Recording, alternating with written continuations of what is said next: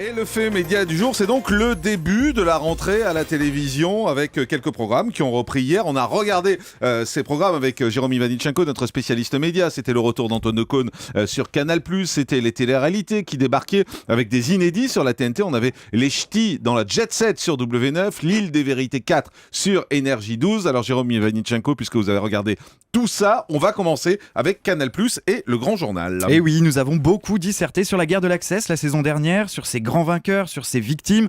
Forcément, c'est une case que nous allons continuer à scruter cette saison et effectivement, le premier programme que nous allons passer au crible, c'est le Grand Journal de Canal+. Antoine Decaune lançait hier soir la 11e saison de l'Access de Canal. Un léger relooking sur la forme par rapport à l'année dernière, mais des fondamentaux respectés. Voilà ce qu'on a pu noter. La première partie de l'émission traite toujours du fait d'actualité de la journée. Hier, bien évidemment, il s'agissait de la démission du gouvernement de Manuel Valls et du remaniement ministériel à venir. On attendait particulièrement le baptême de Natacha Polony, l'un des gros transferts de l'été. On peut dire que ce baptême a été franchement réussi, tant notre consoeur semble avoir trouvé immédiatement ses marques, grâce à un style très posé, qui tranche très bien avec les petites montées acidulées de Jean-Michel Apathy. Ah, vous faites de l'imitation aussi. Oui, je me lance. C'est cette saison, oui. C'est parti. Petit bémol dans cette première partie, en tout cas. En revanche, pour la nouvelle présentatrice météo, Raphaël Dupire, qui jouait, qui a été accompagnée, pour son arrivée, par Doria Tillier, qui jouait, en l'occurrence, pour l'occasion, les mères Maquerel un petit peu. Mais on se dit que ce n'était peut-être pas la meilleure façon de souhaiter la bienvenue à la petite nouvelle qui semblait encore un peu empruntée.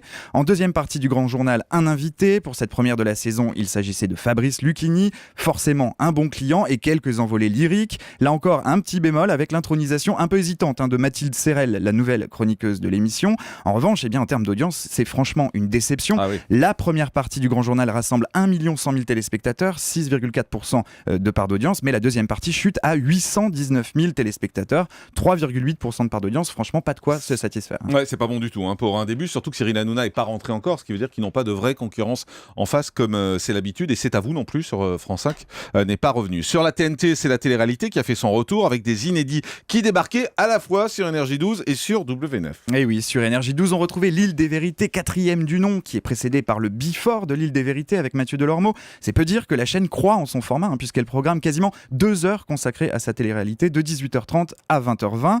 Cette année, c'est à Tahiti que ça se passe. Les pensionnaires, 5 filles et 5 garçons, vont devoir relever un challenge caritatif, construire un centre de loisirs pour les enfants de Tahiti. Mais attention, cette belle mission et le cadre idyllique de leur séjour pourraient cacher quelques mauvaises surprises à Xavier, Tatiana, Stan, Chloé et les autres, puisqu'ils seront confrontés durant leur aventure à des proches qui vont leur annoncer, je cite, des révélations qui risquent de bouleverser leur vie. Vous sentez monter la dramaturgie là ? Non, là ça a bien monté. Oui. Eh bien, les téléspectateurs, eux, l'ont un peu moyen senti. Franchement, le Before de l'île des vérités a rassemblé seulement 95 000 téléspectateurs. Ah oui, le premier 000, épisode, 215 000 téléspectateurs, et le deuxième épisode, 263 000 téléspectateurs. C'est donc franchement un lancement aussi un petit peu en demi-teinte. Sur W9, en revanche, c'était la nouvelle saison des ch'tis qui démarrait. Effectivement, et direction la Jet Set et Marbella pour les ch'tis qui sont rejoints pour l'occasion par des Belges. Hier, on a appris que Marbella était un mix entre Ibiza et Mykonos, selon Gaël. Bon, pourquoi pas. Mykonos. D'accord. Oui. Cette année, les pensionnaires vont devoir tenter d'accomplir leurs rêves. Jordan va essayer de devenir DJ. Gaël va tenter d'enflammer les dance floors avec ses déhanchés. Vanessa veut défiler sur les podiums. En tout cas, ils sont prêts. Et même selon Jordan, l'un des participants, ils sont chauds boulettes pour vivre une aventure qui va les changer à jamais. Ça, c'est ce que promet la voix off.